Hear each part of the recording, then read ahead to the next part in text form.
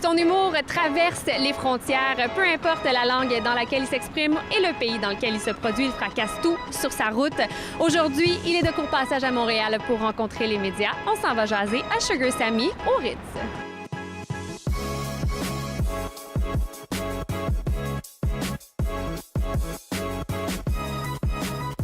Sugar Sammy, merci de nous recevoir dans ton humble demeure. Merci à vous. Ça fait longtemps que tu n'es pas venu à Montréal.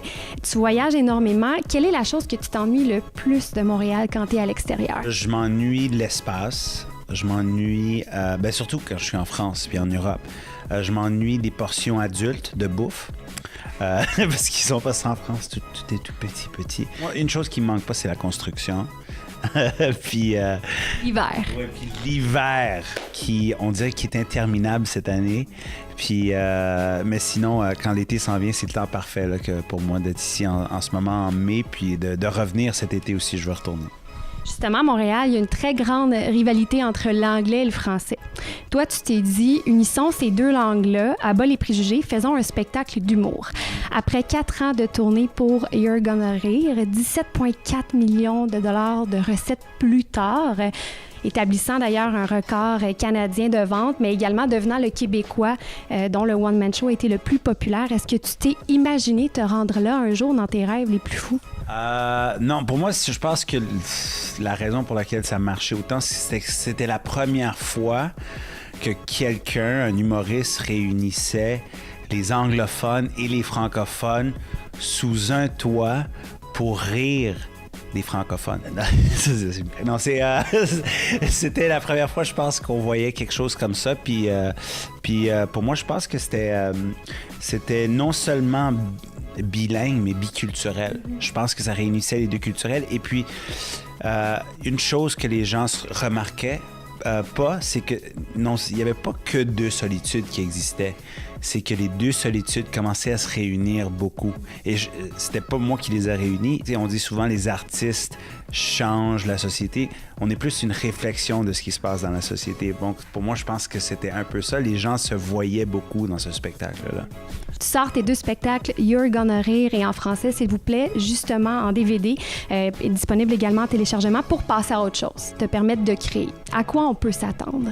En ce moment, je travaille sur la France. J'ai construit un spectacle sur mesure sur la France. Donc, c'est pas juste au Québec que je niaise les Québécois. C'est partout, ouais, c'est mondial. Partout. Fait que je suis en France, c'est une critique honnête et sévère de la France. Et pour moi, je pense que là, le 2e spectacle québécois commence à se construire. Et je le construis tranquillement. Je veux qu'il soit vraiment parfait avant que je le sorte. Ça ne sera pas avant 2020. On va risquer peut-être de devoir tester quelques petits numéros par-ci par-là pendant ce temps-là. C'est sûr que je vais le faire. Je fais des shows secrets, beaucoup à Montréal. Puis là, je vais commencer dans le reste du Québec aussi. Des petits shows dans des petites salles de 100 places. Puis les gens peuvent s'inscrire sur mon site. C'est vraiment pour les gens qui sont inscrits sur mon site. Puis c'est là que la genèse de mon prochain spectacle prend place. Sugar Sammy, tu es mondial. Tu t'exprimes à la fois dans la langue de Molière et la langue de Shakespeare. On a fait un questionnaire pour toi. Le questionnaire qui s'appelle You're Gonna Choisir. Okay.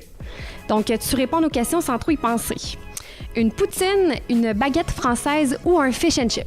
Poutine. Une journée à la Ronde ou une visite au Louvre à Paris? La Ronde. C'est quoi ton manège préféré?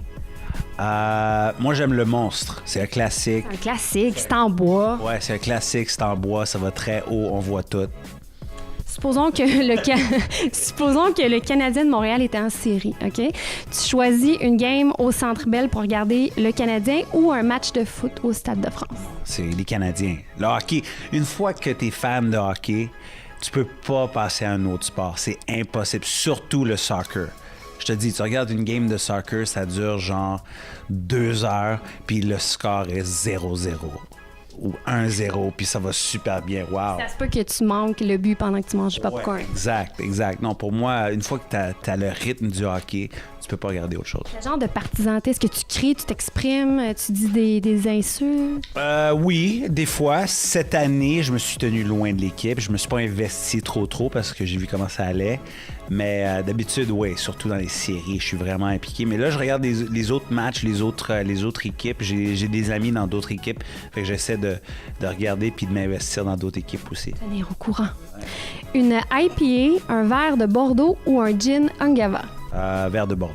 Dans ta bulle.tv te suit beaucoup sur Instagram et on doit dire qu'on est vraiment des fans finis de tes random fashion shows. Yes! On adore ça.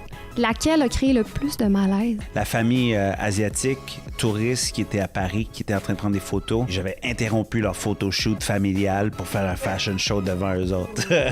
Ouais, puis c'était incroyable. Juste la face de tout le monde qui était en crise. Là, j'avais interrompu des photos. C'était fou. C'était fou, c'était à voir. Mais on se quitte là-dessus. Bye!